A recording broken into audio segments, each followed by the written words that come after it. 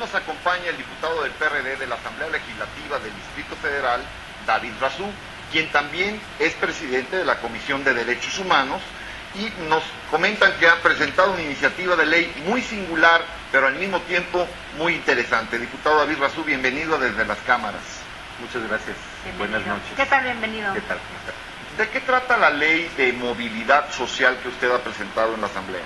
Bueno, en realidad no es movilidad social, es nada más de urbana, movilidad. Es de movilidad en realidad. Y debo decir que es una iniciativa que ya tiene una historia detrás. Es una iniciativa que se empezó a preparar desde la legislatura pasada y que en esta legislatura incluso fue retomada por Juan Pablo Pérez Mejía, como diputado también de la Asamblea Legislativa, y lo que hicimos fue poner una serie de adiciones, y es la que estamos planteando, que anunciamos la semana pasada, y básicamente la idea es derogar la ley de transporte.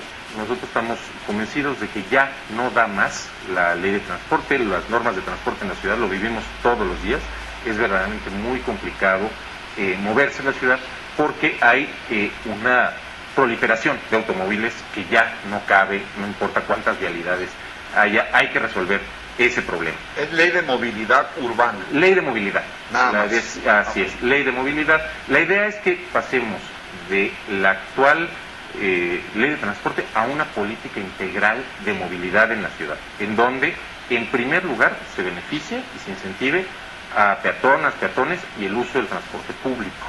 En segundo lugar, ciclistas, formas alternativas de moverse en la ciudad. En tercer lugar, motociclistas, y es muy importante aquí señalar, los motociclistas hasta la fecha no estamos ni siquiera contemplados en la ley de transporte, es decir, no somos sujetos de derecho. Y la motocicleta es un medio de transporte muy eficiente, transporta únicamente a la persona que se tiene que transportar, contamina menos, ocupa menos espacio, y finalmente también a los automovilistas. Esta es una ley, es una iniciativa que beneficia a todos los que nos tenemos que mover en la ciudad. No es nada más transportarse, es moverse. Bueno, pues cambiando las reglas como las conocemos hasta hoy. Necesitamos mayor seguridad para peatonas y peatones.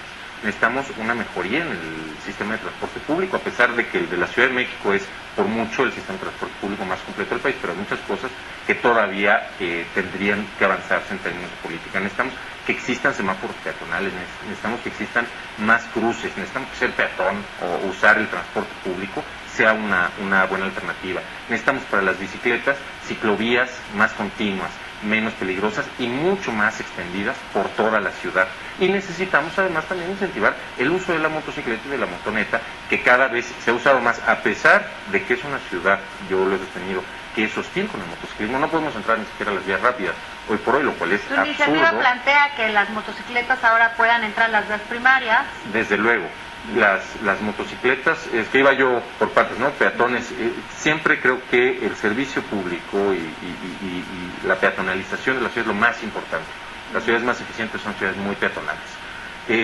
Las bicicletas también, necesitamos a las garantías, y la parte de motocicletas, que es una parte muy importante, que además es el sector social que ha estado apoyando y empujando. El día que presentamos la ley con muchos clubes de motociclismo con nosotros, esa parte de motocicletas, el tema es, primero, ser sujeto de derecho, poder entrar a vías rápidas, acceso a carriles exclusivos, a carriles confinados, que haya todas las condiciones de seguridad. Hoy existen muchos elementos de movilidad urbana que son muy peligrosos, que pueden ser muy peligrosos con los ciclistas, que son la diferencia entre una anécdota de una caída o de un accidente, que sea una anécdota o que sea el hospital o la tumba.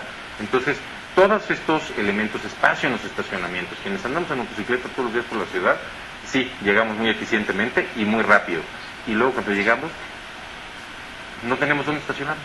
Vemos que construyen supervías, por ejemplo, la que quieren construir la Querétaro-Cuernavaca dentro de la Ciudad de México, la supervía urbana.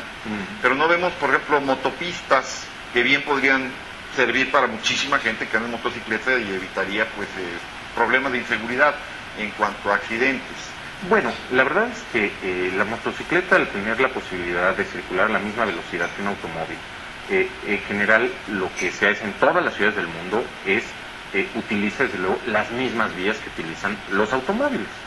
Claro, se hace en general en condiciones de mucha mayor seguridad y sobre todo con otra cultura vial, que también eso lo plantea la iniciativa, es decir, necesitamos cambiar nuestra cultura vial, necesitamos empezar a respetar a las personas que utilizan distintas formas de transporte. Hoy desafortunadamente no ocurre así. Hoy quien sea motociclista sabe que vive en un riesgo porque hay muy poca cultura vial de respeto al motociclista y también el motociclista de regreso. Es una cuestión en donde, ambos, todos, o sea, así los conductores así hasta es, los así es. Y las calles también, diputado, veo que su iniciativa plantea la posibilidad de cobrarle una indemnización al gobierno federal por algún daño ocasionado por una vía mal hecha o por algún daño en la infraestructura vial.